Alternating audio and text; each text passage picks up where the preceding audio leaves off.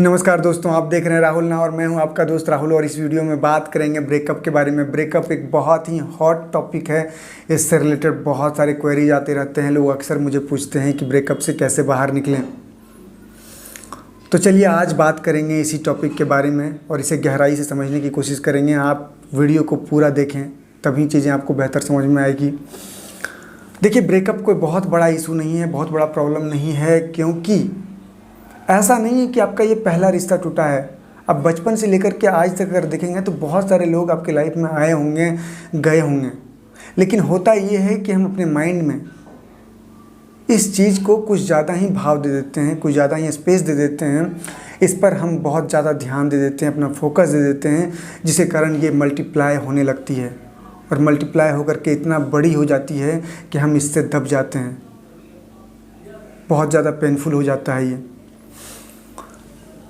देखिए, कोई भी व्यक्ति आपके साथ चाह करके भी जीवन भर नहीं रह सकता है। थोड़ा आगे, थोड़ा पीछे, थोड़ा दाएं बाएं हो जाता है। तो इन सब चीज़ों को आपको समझना होगा, लेकिन मेरा कह देने से आप नहीं समझोगे, मुझे पता है।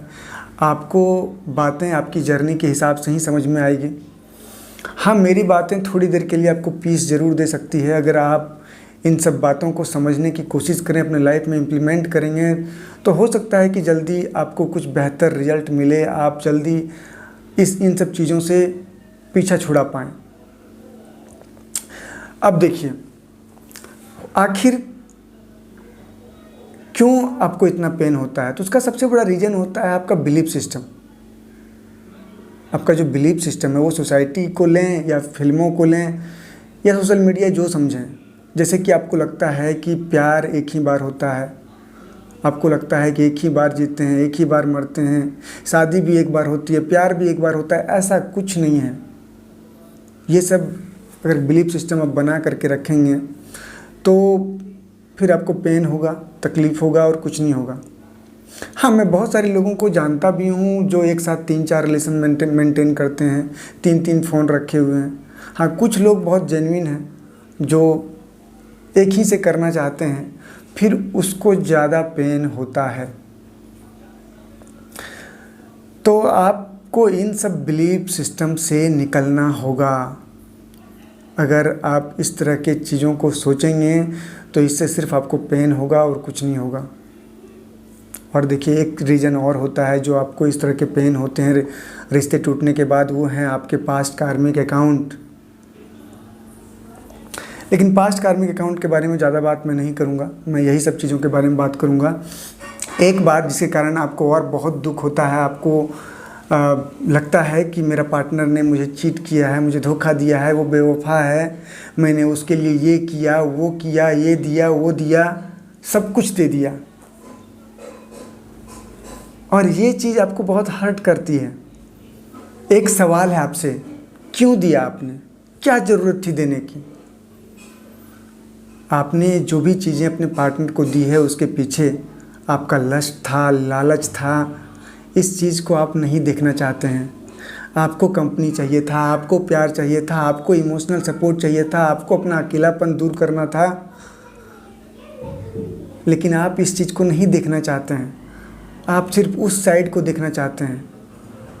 और एक बात और समझिए, आपने अगर अपना समय दिया या फिजिकली कुछ दिया या कुछ भी, तो सामने वाले भी ने भी अपना समय दिया है। आप अकेले उससे बात नहीं कर रहे थे, वो भी आपसे बात कर रहा था जब आप उससे बात कर रहे थे। तो इस तरह से इलॉजिकल चीज़ें सोच करके दुखी मत रहिए।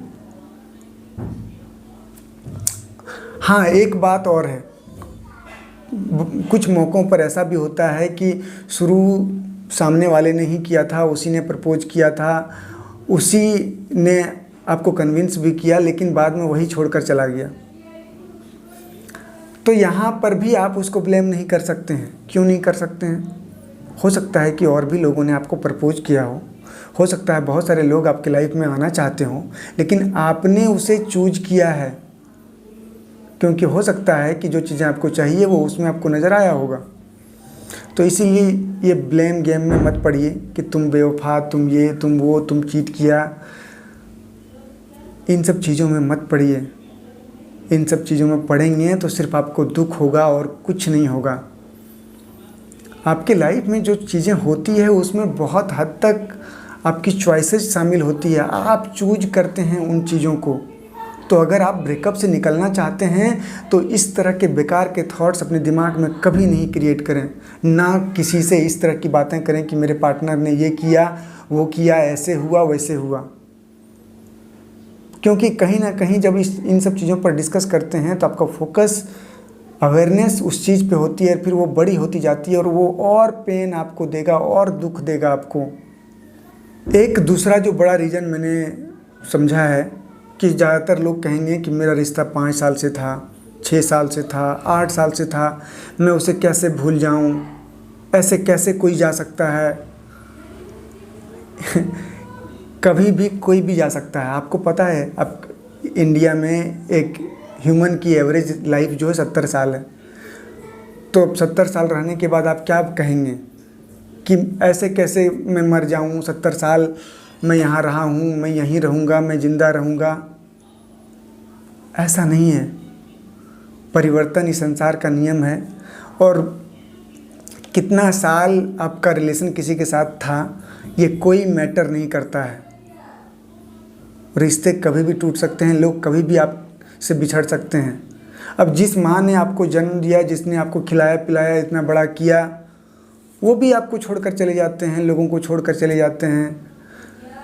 आखिर जाना ही है, सबको कभी ना कभी मरना ही है। तो रिश्ते आपके टूटते हैं तो इस बात से परेशान मत होइए कि कितने साल तक आपका रिलेशन था। आप प्रेजेंट सिचुएशन को एक्सेप्ट कीजिए, उसे स्वीकार कीजिए। नहीं तो आप पास्ट में रहेंगे तो आपका दुख कभी कम नहीं होगा। आप इस ब्रेकअप से कभी नहीं निकल पाएंगे। फिर बहुत बार आपको ये भी लगता है कि वो हमसे बहुत प्यार करता है, मजबूरी में किसी और से शादी कर रहा है, या मेरे फ़ायदे के लिए ही वो रिश्ते तोड़कर चला गया है। पता नहीं वो कैसा होगा, क्या होगा, मैं उसका इंतज़ार करूँगा। देखिए, इस तरह के इल्यूजन्स में मत पड़िए, ज़िंदगी बर्बाद हो जाएगी आपकी। अगर व्यक्ति को सच में आपसे प्रेम होगा, आपके साथ रहना चाहेगा, तो कितना भी बड़ा मजबूरी हो, प्रॉब्लम आएगा, वो मैनेज कर लेगा, वो कोई ना कोई रास्ता निकाल लेगा। अगर वो आज आपके साथ नहीं है, इसका सिर्फ और सिर्फ रीज़न इतना ही है कि वो आपके साथ नहीं रहना चाहता है। तो इन सब चीज़ों में आप मत पड़िए, ये सब इल्यूजन्स में मत पड़िए। आपको जो करना है अपने लिए कीजिए। दूसरे क्या सोचते हैं, दूसरे को क्या मजबूरी है, इन सब चीज़ों में मत जाइए, नहीं तो फिर जीवन भर रोते रह जाएंगे।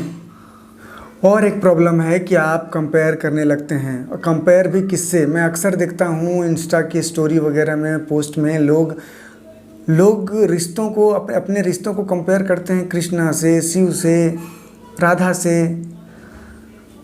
लोग कहते हैं कि कृष्ण जैसा कहाँ मिलेगा। अरे आप राधा नहीं हैं, समझिए इस बात को, और ना ही आप कृष्णा हैं। आप जो हैं उसके हिसाब से आपको आपके रिश्ते बनते हैं, उस तरह से आपके पार्टनर बनते हैं। और कृष्णा को आप सिर्फ 2-4 कोट्स इधर उधर अगर देख लेते हैं सोशल मीडिया वगैरह में, तो उसके हिसाब से चीज़ें नहीं हो जाती है। कृष्णा को अगर आपको फॉलो करना है तो गीता पढ़िए ना। आप गीता क्यों नहीं पढ़ते हैं? कृष्ण कहते हैं कि जो आज तुम्हारा है वो कल किसी और का था, परसों किसी और का हो जाएगा। परिवर्तन ही संसार का नियम है। तुम किस बात के लिए दुखी हो? क्या लाए थे जो खो गया? तो इन सब चीज़ों को आप अपने लाइफ में इम्प्लीमेंट नहीं करना चाहते हैं। अब बेकार की फालतू बातें इधर उधर सोशल मीडिया से देख लेते हैं और उसको लेकर के दुखी रहते हैं, बिलीफ सिस्टम बनाते हैं। तो आप ना कृष्ण हैं, ना शिव हैं, ना पार्वती हैं, ना राधा हैं। आप जो हैं उसके हिसाब से आपके रिश्ते बनते हैं और उस तरह के लोग आपके लाइफ में आते हैं। तो इन सब बेसिक्स को समझिए। अब देखिए, अंत में एक चीज़ और समझिए, हमारा जो लाइफ है वो एक खाली डायरी की तरह है। जिस तरह से एक खाली डायरी जो होती है उसमें ब्लैंक पेजेज होते हैं ना, उसी तरह से हमारे लाइफ में ब्लैंक मोमेंट्स होते हैं। अब ये आप पे डिपेंड करता है कि आप डायरी में क्या लिखना चाहते हैं। आप कुछ भी लिख सकते हैं, डायरी में गाली गलौज भी लिख सकते हैं, गीत संगीत भी लिख सकते हैं, उत्सव आनंद भी लिख सकते हैं। उसी तरह से जो आपकी लाइफ के जो ब्लैंक मोमेंट्स हैं, खाली क्षण हैं, उसमें आप चाहें तो पास्ट की पीड़ा को लिख सकते हैं, दुख को लिख सकते हैं, गाली गलौज लिख सकते हैं, या फिर कुछ आनंद, कुछ उत्सव, कुछ बेहतरीन, कुछ एक्साइटिंग लिख सकते हैं। तो मैं कहता हूँ कि जो हो गया उसको छोड़िए, अब कुछ नया लिखिए, कुछ प्यारा लिखिए, कुछ आनंद लिखिए, कुछ उत्सव लिखिए, नाचिए गाइए। कब तक रोते रहेंगे आप? तो अपना ध्यान खुद से प्यार करने में लगाइए, इन सब बातों से निकलिए। मैं आपको एक अफर्मेशन दे रहा हूँ जिसे आप कम से कम 21 डेज तक प्रैक्टिस करें। देखें कि आपके लाइफ में एक बेहतर बदलाव आएगा, आप हल्का फील करेंगे। अफर्मेशन है कि मैं अपने आप को अपने पास्ट से आज़ाद करता हूँ या करती हूँ। मेरा आज से, इस मोमेंट से कोई पास्ट नहीं है। मैं इस मोमेंट से एक नई या नया सोल हूँ और मैं अपने हर मोमेंट में पीस, हैप्पीनेस, लव, अबंडेंस लिखता हूँ या लिखती हूँ। इसे पूरे फीलिंग के साथ आप कम से कम 21 डेज तक दें। फील करें, चीज़ों को महसूस करें, अपना फोकस को उन चीज़ों पर लगाइए जो आप बनाना चाहते हैं, ना कि अपने पेन पे, अपने हार्ट पे। और फिर देखिए आपका लाइफ बेहतरीन हो जाएगा।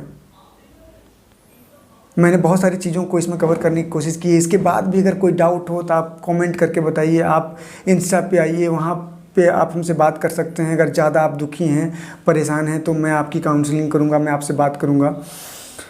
और इसी के साथ इस वीडियो को यहीं पे समाप्त करते हैं। धन्यवाद।